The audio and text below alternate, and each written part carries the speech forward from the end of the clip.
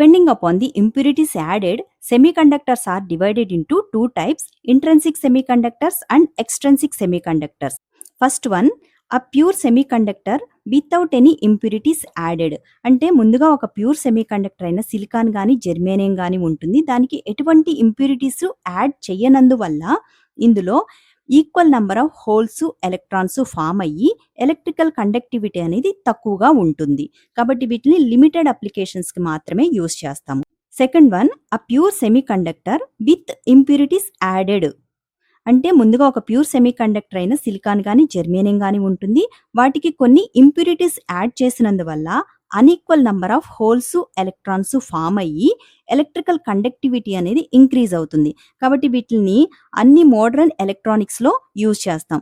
మెయిన్గా diodes, transistors, integrated circuits manufacture చేయడానికి వాడతాం.